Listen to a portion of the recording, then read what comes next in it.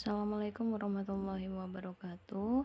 Perkenalkan, nama saya Royatul Jazila. Di sini saya akan menjelaskan mengenai analisis dan diagnosis lingkungan eksternal dan internal dalam sebuah organisasi.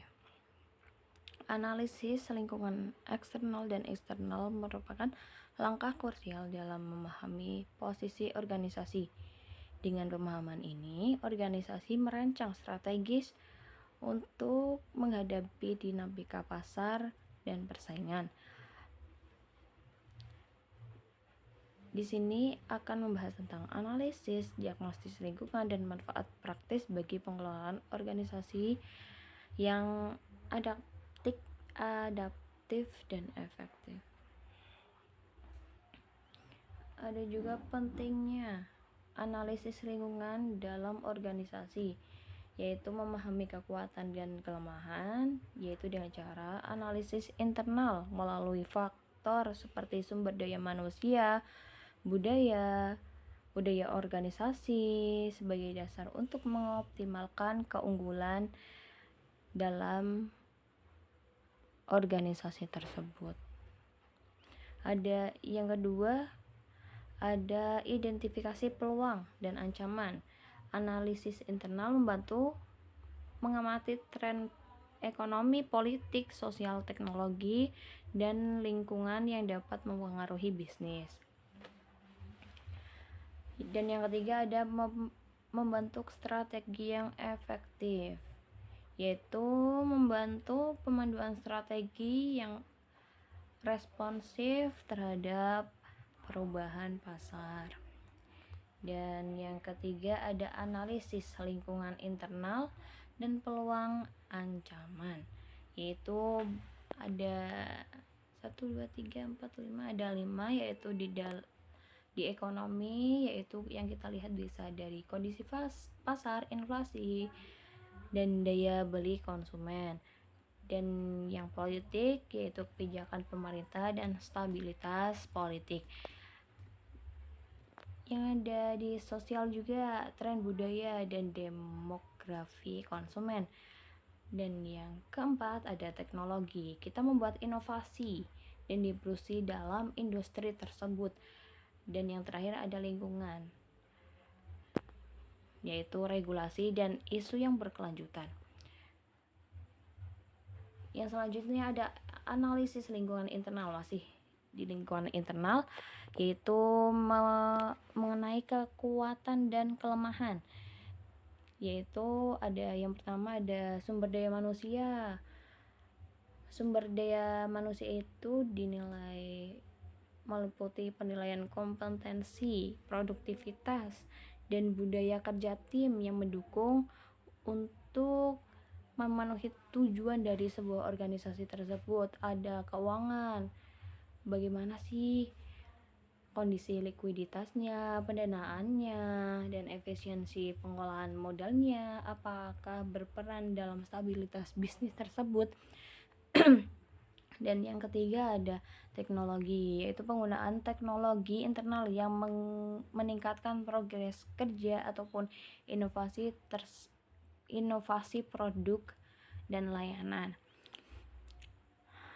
Dan yang terakhir, ada struktur dan budaya organisasi tersebut. Struktur formal dan informal organisasi serta nilai-nilai yang membentuk perilaku karyawan. Seperti yang kita lihat, budaya organisasi meliputi visi dan misi yang jelas dari sebuah organisasi tersebut. Kita bisa mencapai tujuan dengan adanya visi dan misi, dan budaya organisasi tersebut akan mengikuti seiring perkembangan dan SDM yang sudah mumpuni juga. Dan yang selanjutnya ada diagnosis lingkungan, yaitu dari integritas, analisis internal dan eksternal.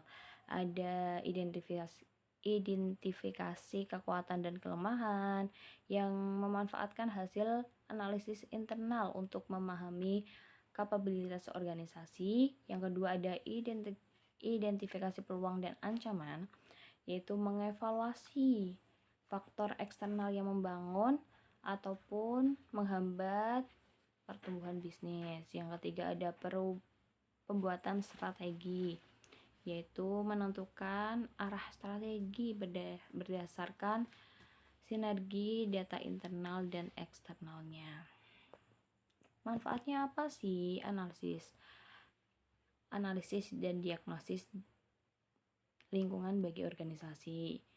Salah satunya ada meningkatkan kinerja organisasi, ada meningkatkan adaptabilitas, yaitu membantu organisasi lebih sigap dalam merespon dinamika pasar, dan juga mendukung pengambilan keputusan, yaitu memberikan analisis yang akurat agar keputusan lebih tepat sasaran. Kesimpulan dari strategi berbasis analisis lingkungan, dalam lingkungan eksternal dan internal adalah fondasi dasar yang untuk merumuskan strategi yang efektif dengan memahami kekuatan, kelemahan, peluang ataupun ancaman secara menyeluruh, dan juga organisasi dapat mengambil langkah yang tepat untuk bisa bertahan dan berkembang. Ada juga implementasi analisis dan diagnosis yang dilakukan oleh lingkungan meningkatkan kemampuan organisasi untuk beradaptasi, untuk mengurangi resiko, serta mencapai tujuan jangka panjang dan secara berkelanjutan, dan berdaya saing yang lebih mumpuni dan lebih baik yang mestinya. Di sini ada referensi dari yang saya jelaskan yang beberapa ya. Dan sekian dari saya, kurang lebihnya mohon maaf. Wassalamualaikum warahmatullahi wabarakatuh.